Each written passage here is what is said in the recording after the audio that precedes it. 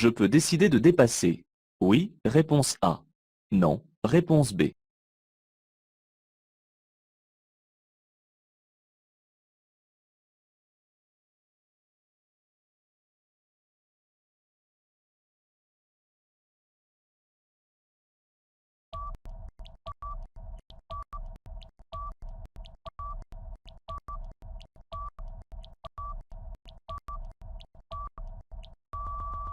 Le panneau bleu indique une réduction du nombre de voies à 400 mètres.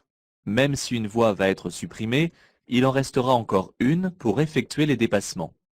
Cependant, je ne peux pas commencer la manœuvre car en regardant dans mon rétroviseur intérieur, j'aperçois plusieurs véhicules dans la voie de gauche.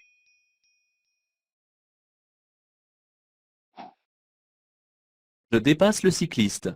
Oui, réponse A. Non, réponse B.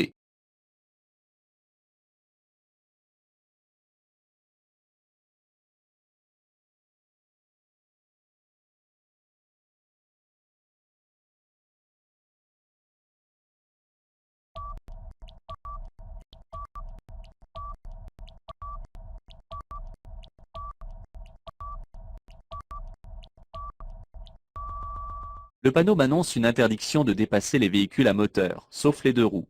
Ce qui voudrait dire qu'en temps normal, je pourrais dépasser ce cycliste. Mais ici, du fait que je suis en présence d'une ligne continue, et si je veux respecter la distance latérale de sécurité, je renonce au dépassement. Dans une dizaine de mètres, cela sera possible.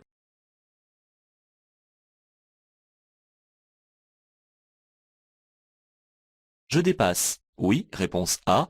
Non, réponse B.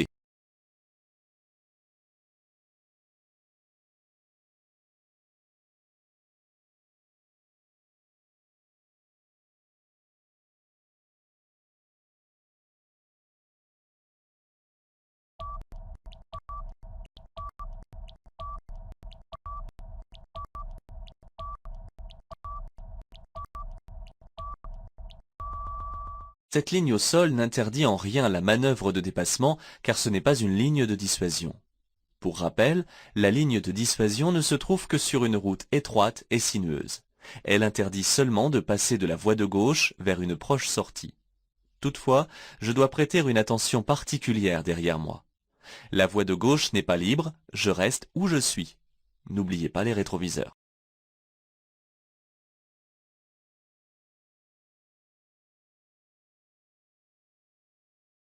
Pour dépasser ce piéton, je dois m'écarter. Oui, réponse A. Non, réponse B. Je ralentis. Oui, réponse C. Non, réponse D.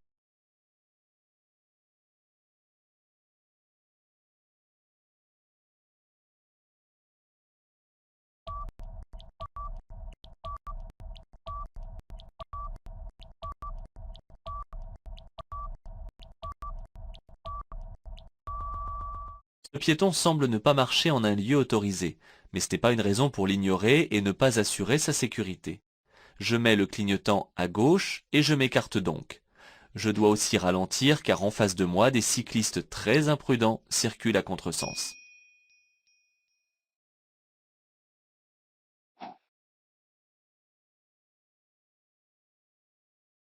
Je dois céder le passage à droite. Oui, réponse A.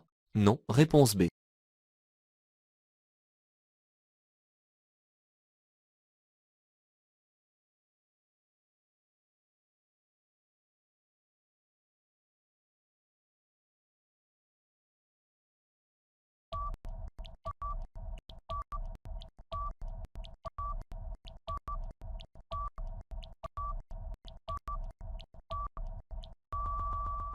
J'entre dans une agglomération. Le losange jaune indique que la route qui traverse celle-ci reste à caractère prioritaire.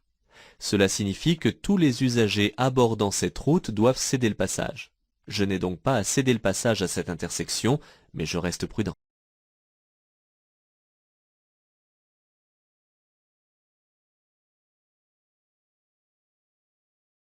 Pour me rendre dans la zone commerciale, ma vitesse est limitée à 50 km/h. Oui, réponse A. Non, réponse B. Je ralentis maintenant. Oui, réponse C. Non, réponse D.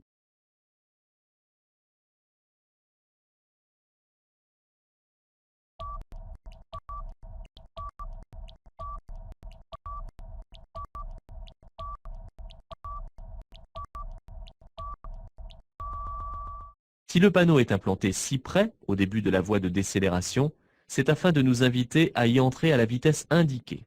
J'avertis donc, avec le clignotant et quelques appels de frein, que je vais sortir ici et je sors à 50 km/h.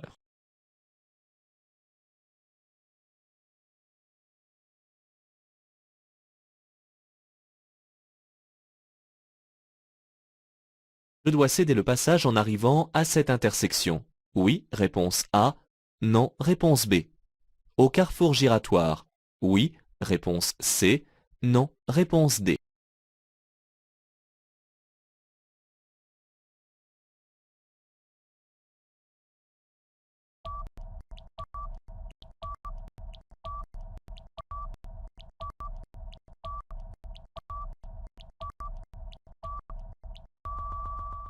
Céder le passage alors que mon axe de circulation est protégé par un stop n'est pas recommandé, surtout lorsque des véhicules me suivent de près comme ici. En revanche, je devrais céder le passage aux usagers circulant sur l'anneau en arrivant au carrefour giratoire un peu plus loin.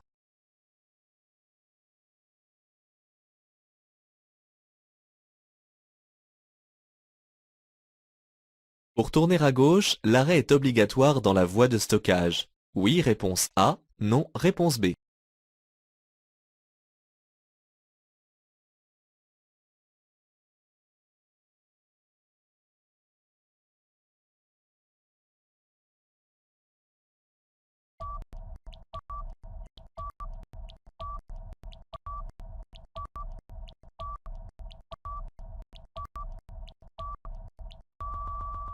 La voie de stockage au milieu de la chaussée permet d'attendre en sécurité et sans gêner la circulation que la voie d'en face soit libre avant de passer.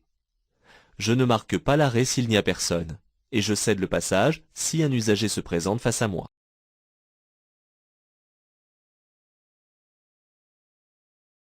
Dans cette situation, je ralentis, réponse A, j'utilise l'avertisseur sonore, réponse B, j'actionne mon clignotant, réponse C, je me déporte à gauche, réponse D.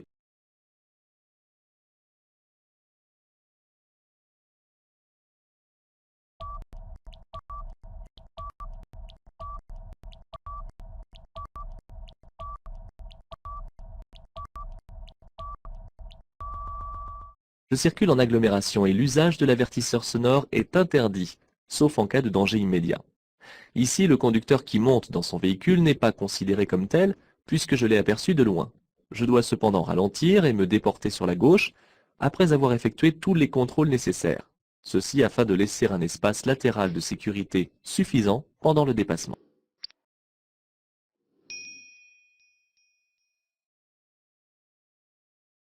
Dans cette situation, je ralentis, réponse A. Je serre à droite, réponse B. Je mets le clignotant à droite, réponse C. J'allume les feux de détresse, réponse D.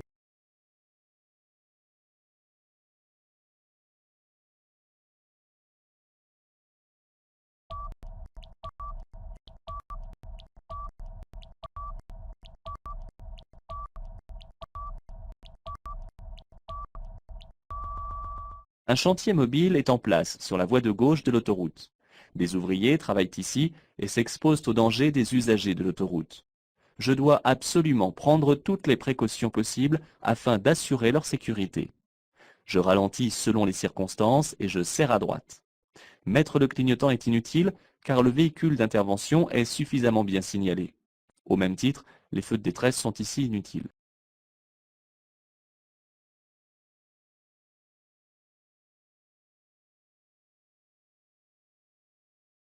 Je suis bien placé pour emprunter la sortie numéro 9. Oui, réponse A.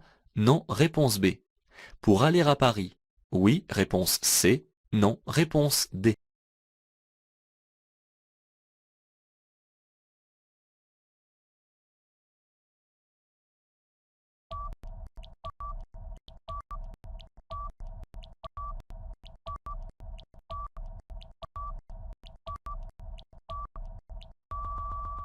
Je circule sur autoroute dans la voie la plus à droite. Je peux me diriger vers la sortie numéro 9, mais je suis également bien placé pour aller en direction de Paris. Si j'avais été dans la voie de gauche, je n'aurais pas pu sortir.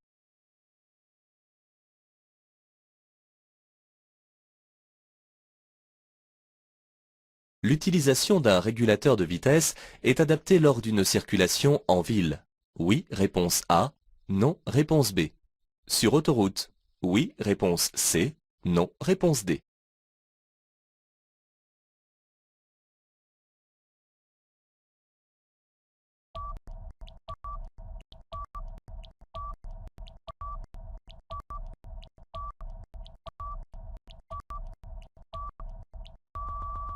L'utilisation prolongée d'un véhicule induit le phénomène fréquent d'accoutumance à la vitesse. Cette attitude s'accompagne généralement d'une baisse d'attention, conduisant alors au dépassement presque involontaire des limitations de vitesse, augmentant ainsi la prise de risque.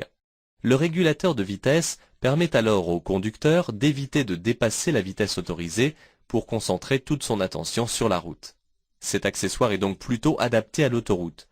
En ville, les changements d'allure sont trop fréquents pour qu'il ait une quelconque utilité.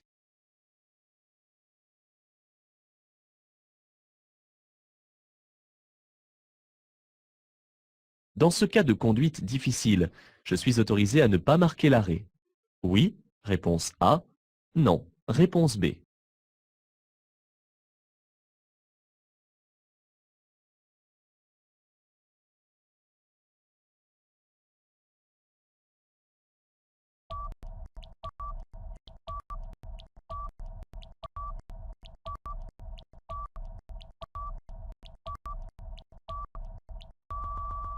Il me sera difficile de redémarrer sur l'épaisseur de neige, mais je dois marquer l'arrêt au niveau de la ligne d'effet.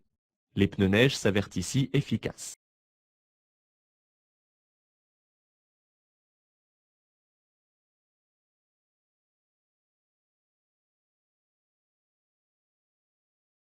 Je mets le clignotant à gauche. Oui, réponse A. Non, réponse B. Je peux mordre sur la ligne axiale. Oui, réponse C. Non, réponse D.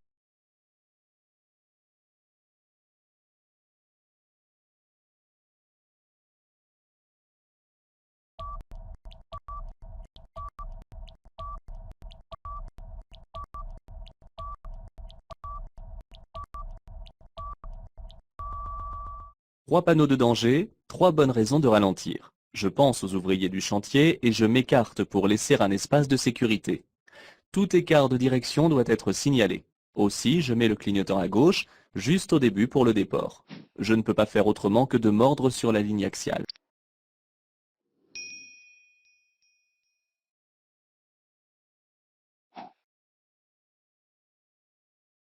Je cède le passage à droite. Oui, réponse A. Non, réponse B. En face. Oui, réponse C. Non, réponse D.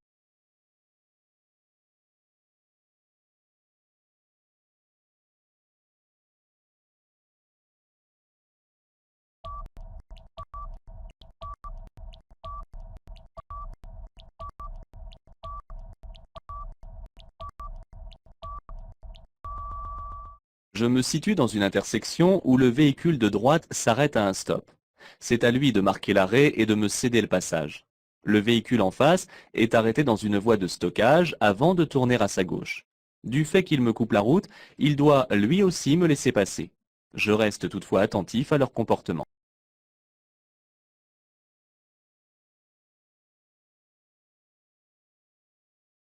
Je tourne à droite à l'intersection. Je dois marquer un temps d'arrêt.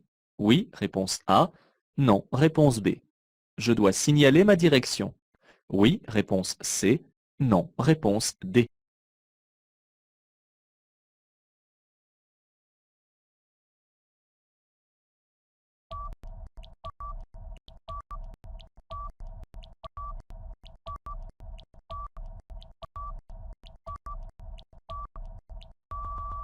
Ce panneau me demande de céder le passage aux usagers circulant dans l'autre rue, mais pas systématiquement de marquer l'arrêt, car il ne s'agit pas d'un stop. Je signale toujours un changement de direction, même si je pense être seul.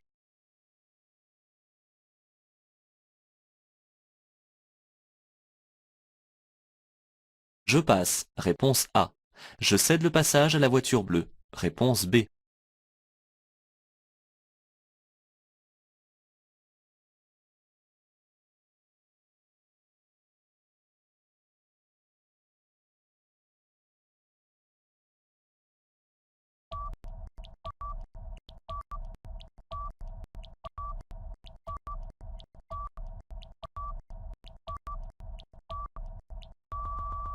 D'abord d'une intersection régie par un stop dont le panneau est peu visible. La ligne d'effet au sol sert aussi à voir de loin si je suis ou non protégé à l'intersection. C'est au véhicule bleu de marquer l'arrêt et de céder le passage.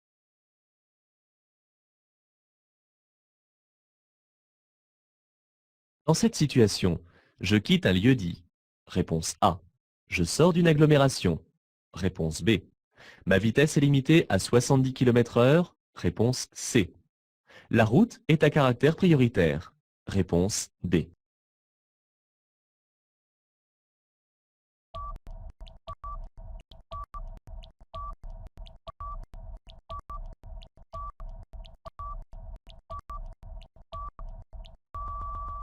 Le panneau rectangulaire indique la sortie d'une agglomération et non celle d'un lieu-dit. Malgré le fait que cette route soit à chaussée séparée, la vitesse maximum autorisée est de 70 km/h et celle-ci devient à caractère prioritaire.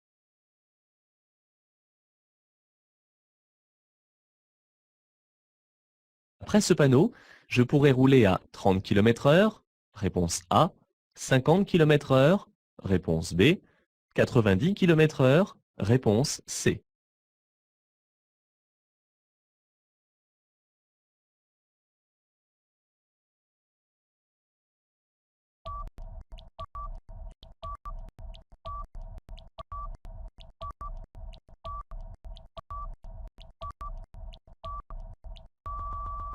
Je vais quitter une zone dans laquelle la vitesse est limitée à 30 km/h. Ces zones étant implantées en agglomération et n'ayant pas franchi le panneau de sortie, la vitesse maximale autorisée est de 50 km/h. Mais je pourrais aussi circuler à 30 ou à 40 km/h.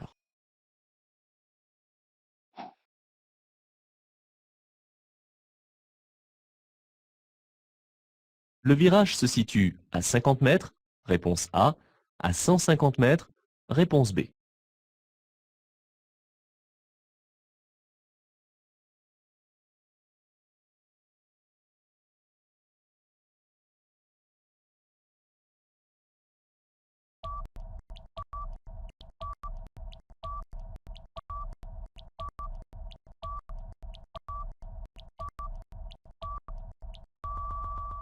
En dehors des agglomérations, les panneaux de danger sont situés à 150 mètres du danger qu'ils représentent. C'est ici le cas.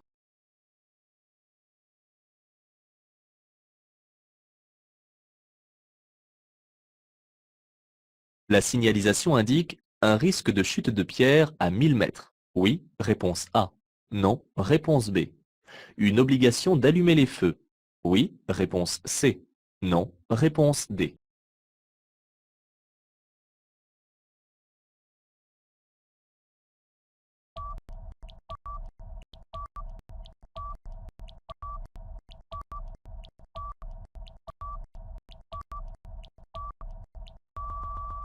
Je circule hors agglomération.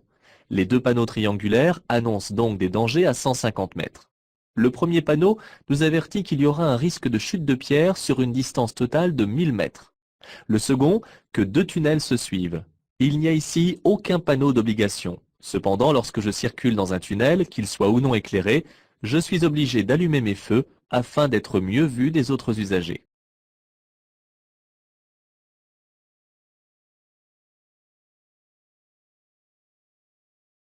Je tourne à gauche. Je dois m'arrêter. Oui, réponse A. Non, réponse B.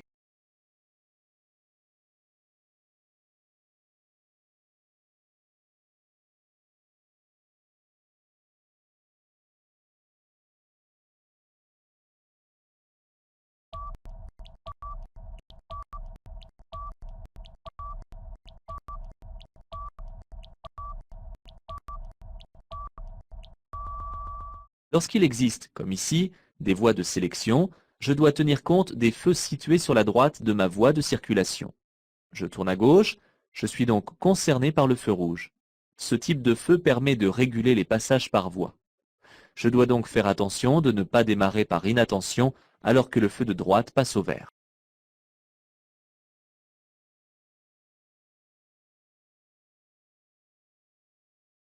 Ces panneaux indiquent que ce virage impose un ralentissement à 50 km/h minimum. Oui, réponse A. Non, réponse B.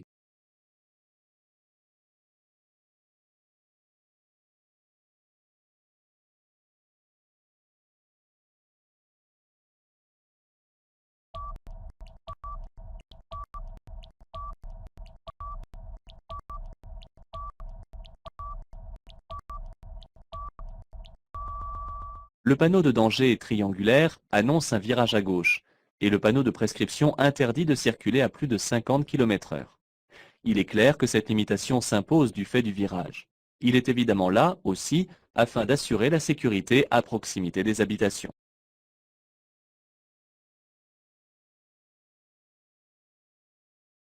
Cette chaussée est interdite aux piétons. Réponse A. Aux cyclistes. Réponse B. Aux cyclomotoristes. Réponse C. Aux motocyclistes. Réponse D.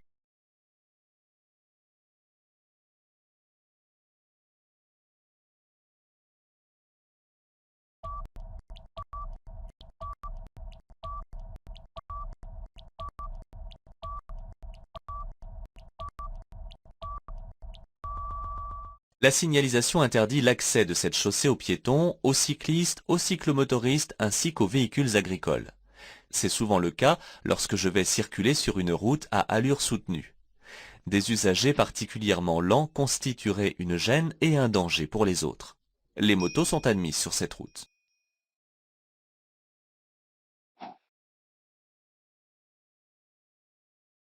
Deux voies me sont ouvertes au péage. Oui, réponse A. Non, réponse B.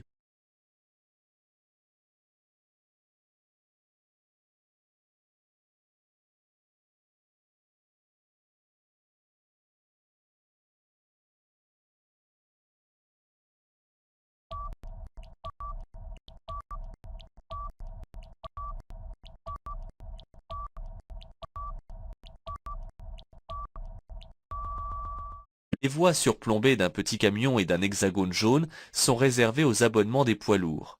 Les croix rouges signifient que les voies sont fermées. Il reste deux voies avec une flèche verte qui laisse le péage accessible à tous les usagers. Je me présente à celle qui est devant moi.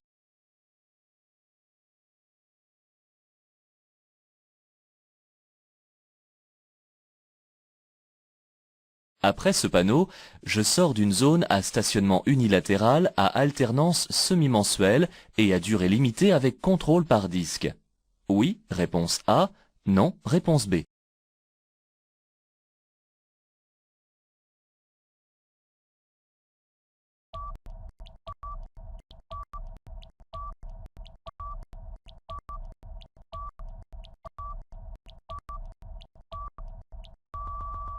Ce nouveau symbole européen, à l'intérieur d'un panneau de zone de stationnement, signale un stationnement gratuit avec une durée limitée contrôlée par disque. Le panneau étant sur fond gris, il s'agit d'une sortie de zone après celui-ci. Le stationnement était auparavant à alternance semi-mensuelle, côté impair la première quinzaine et côté pair la seconde.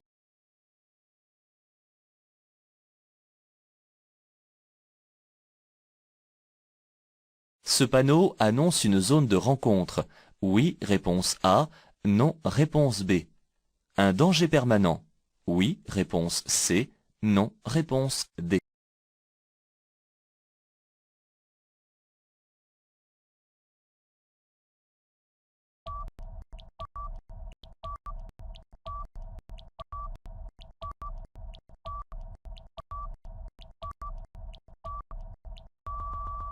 Ce panneau de danger annonce à 150 mètres un endroit fréquenté par des enfants. Il n'annonce pas une zone de rencontre dont le panneau est spécifique. Ce danger est permanent puisqu'il n'est pas sur fond jaune, même si je dois être plus vigilant au moment où les enfants ont plus de probabilité d'être présents en ville. Ces périodes peuvent être l'entrée ou la sortie des classes, ou encore les vacances scolaires.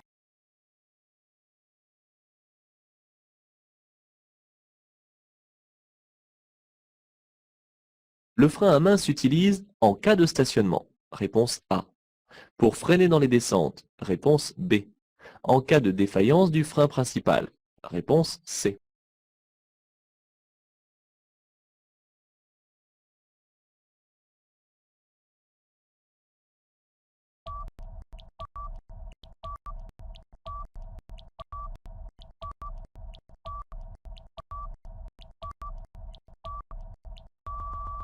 Chaque véhicule comporte un frein principal, commandé par la pédale du milieu, et un frein de secours, autrement appelé frein à main. Ce dernier s'utilise en cas de défaillance du frein principal, tout en maintenant le cliquet enfoncé et en stationnement afin de maintenir le véhicule à l'arrêt. Il est interdit d'utiliser le frein à main en circulation car cette manœuvre peut être très dangereuse.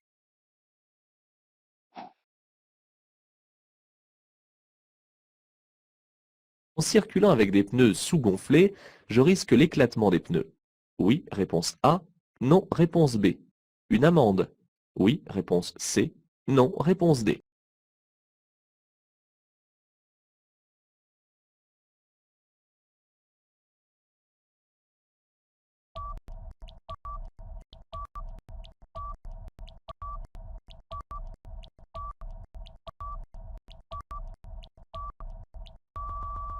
Circuler avec des pneus sous-gonflés n'est pas sanctionné. Cependant, ceci peut être très dangereux, voire fatal. En effet, un pneumatique sous-gonflé provoque un échauffement qui peut aboutir à l'éclatement. C'est pour cette raison qu'il faut régulièrement, au moins une fois par mois, vérifier la pression des pneumatiques. Ce contrôle peut s'effectuer gratuitement dans la plupart des stations-service.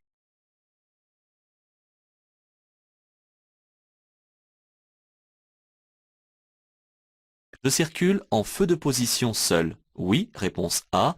Non, réponse B. En feu de croisement. Oui, réponse C. Non, réponse D.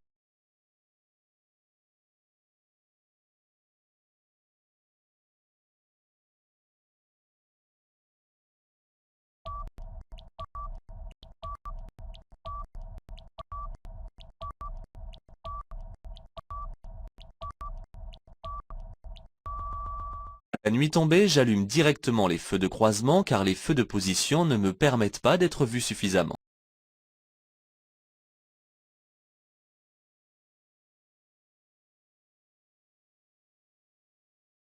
Pour m'arrêter, la distance de freinage est ici plus longue que sous la pluie. Oui, réponse A. Non, réponse B.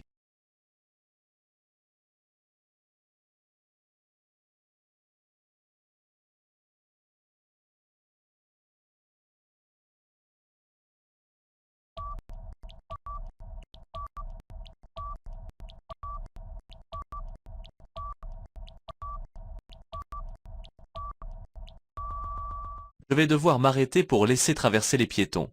La distance de freinage sur la glace ou sur la neige est beaucoup plus longue que si la chaussée est seulement humide. Pour prévenir ici un arrêt, je circule lentement et je ne freine pas. Je laisse le véhicule s'arrêter seul sur son inertie.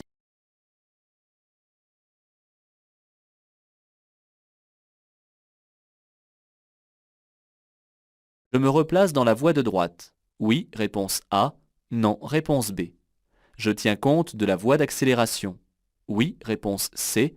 Non, réponse D.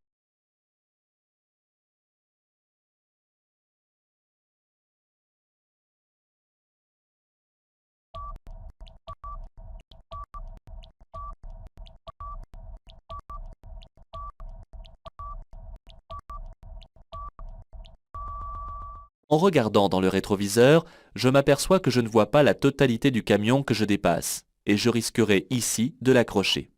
J'attends de voir l'avant du véhicule avant de me rabattre, d'autant plus qu'une voie d'insertion se présente à ma droite et qu'un usager rapide peut sortir devant lui.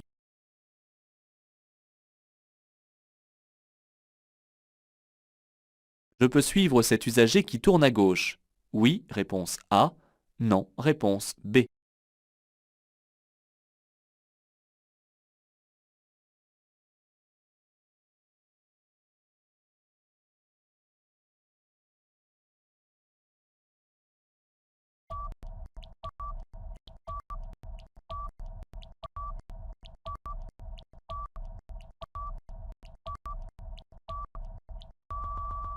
Le sens interdit visible concerne une rue un peu plus loin. Apparemment, cet usager se rend sur le parking destiné au tri de déchets. Je peux donc le suivre.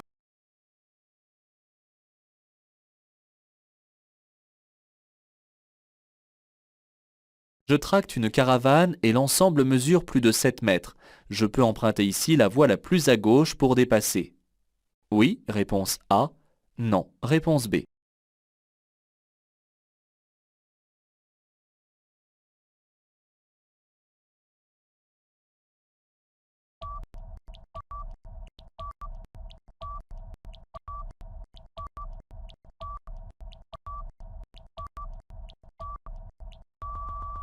Lorsqu'une route à sens unique comporte plus de 2 voies, la voie la plus à gauche est interdite à tous les véhicules mesurant plus de 7 mètres de long ou pesant plus de 3,5 tonnes.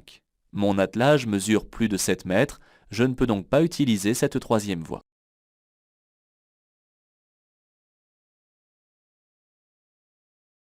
Je peux passer sans m'arrêter. Oui, réponse A.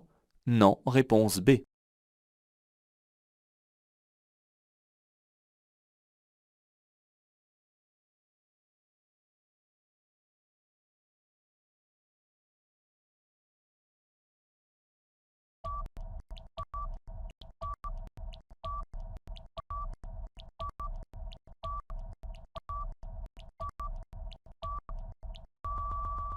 Le panneau à droite indique que je dois céder le passage aux usagers engagés sur l'anneau.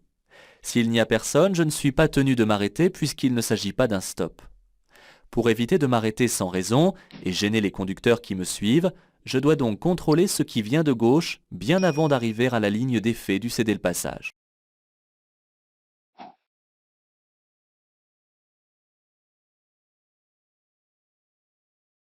L'obstacle étant placé à gauche, l'usager d'en face doit me laisser passer. Oui, réponse A. Non, réponse B.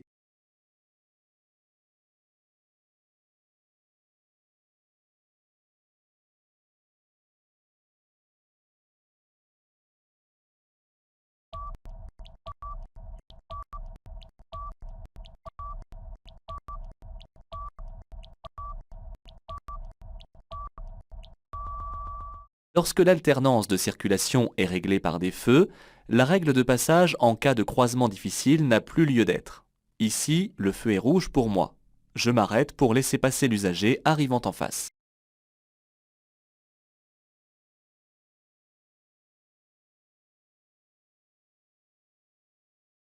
La vitesse est limitée à 50 km/h sur toute la route à accès réglementé. Oui, réponse A. Non, réponse B.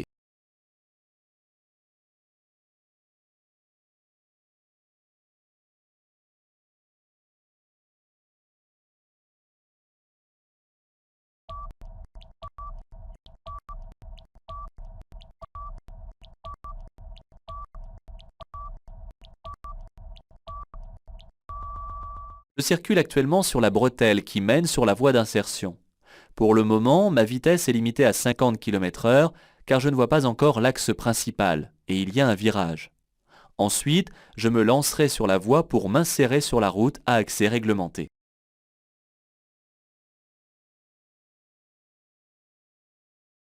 La signalisation annonce une descente avec des virages très serrés.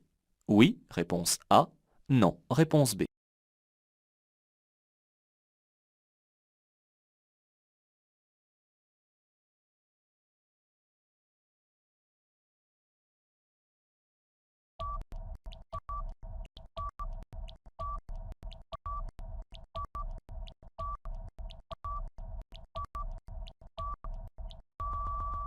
Ici, le panneau annonce une succession de virages dont le premier est à droite. Il n'y a pas obligatoirement une descente ou une montée et l'on ne connaît pas le rayon des virages. J'adapte mon allure en conséquence.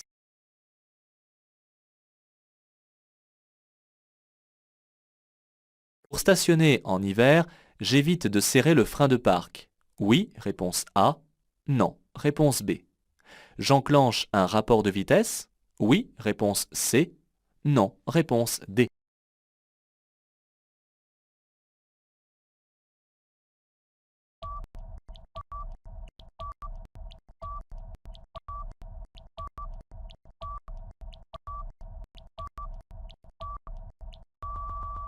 Dans les régions soumises au grand froid, il est déconseillé de serrer le frein de parc, car l'humidité ambiante risque de geler les câbles et les mâchoires sur les disques.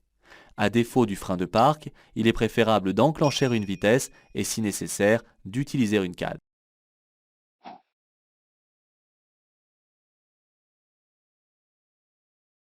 Je circule depuis longtemps. Je peux utiliser cet aménagement pour me reposer un peu.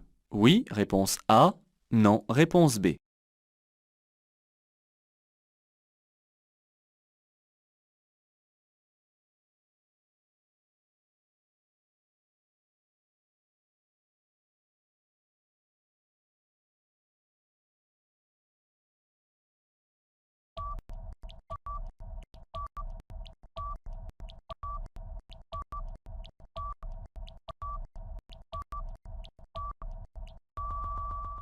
Ces parkings aménagés sur le bord des routes peuvent et doivent être utilisés pour se reposer, se détendre, s'alimenter ou téléphoner par exemple. Si je circule depuis longtemps, je ne dois pas lutter contre la fatigue, aussi je m'arrête au moins un quart d'heure toutes les 2 heures avant que mes capacités à conduire ne soient altérées.